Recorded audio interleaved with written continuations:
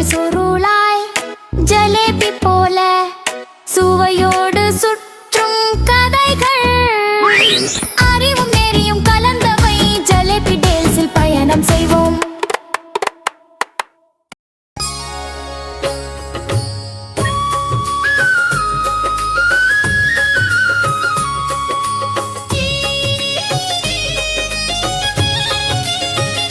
अयोध्यावासी राम राम, दशरथ नंदन राम राम, जानकी जीवन राम राम, दशमुख मर्दन राम राम, हनुमत सेवित राम राम, धर्म स्वरूप राम राम, श्री राम जय राम, जय जय राम, जय जय राम, श्री राम जय राम, जय जय राम, जय जय राम.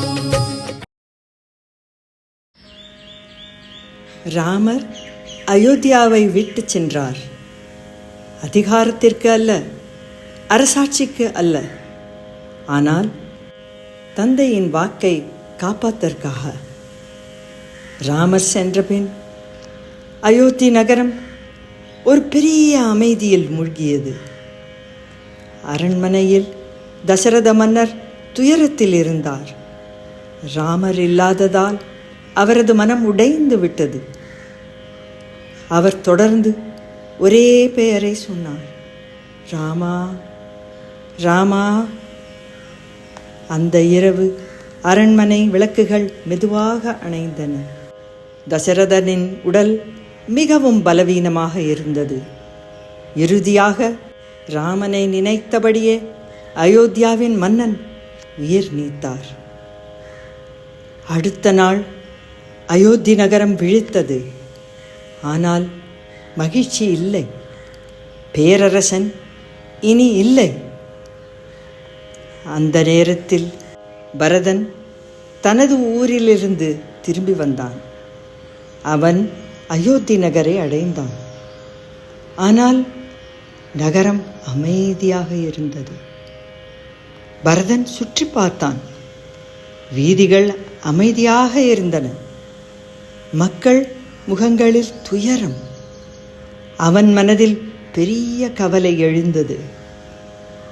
சிறிது நேரத்தில் அமைச்சர்கள் வந்தனர். அவர்கள் அனைத்து செய்தியையும் கூறினர். ராமர் வனவாசம் சென்றார். தசரத மன்னர் இறந்து விட்டார்.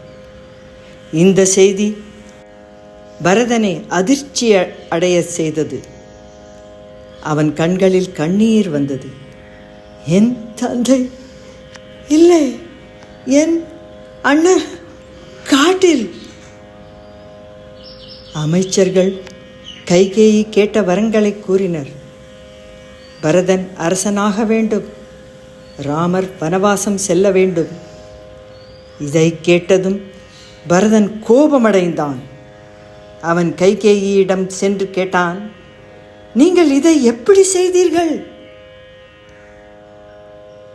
பரதன் தெளிவாக கூறினான், இந்த அரியணையை நான் ஏற்க மாட்டேன், அது ராமருடையது.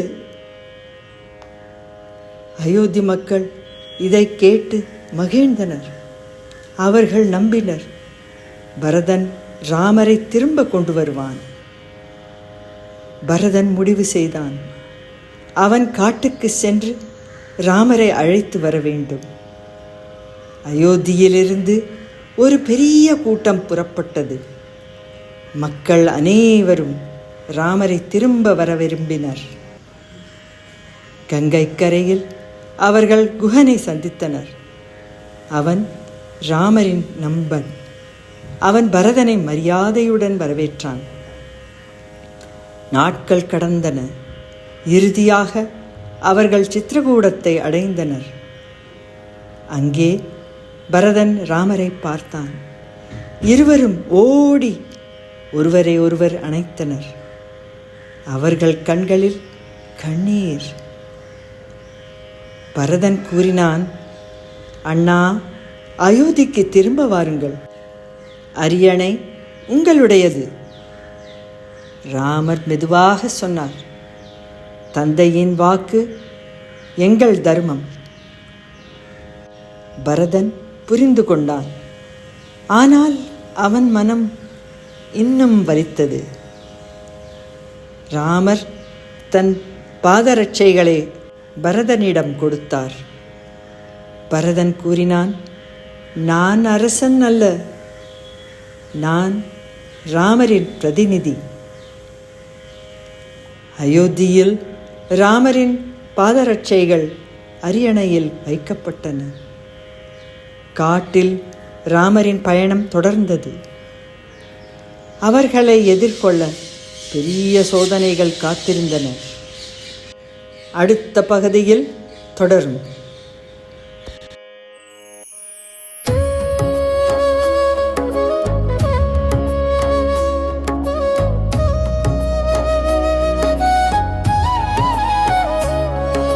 சூரியன் போல ஒளி தரும் ராமன், சொல்லிலும் செயலும் தரும் தரும் நாயகன்.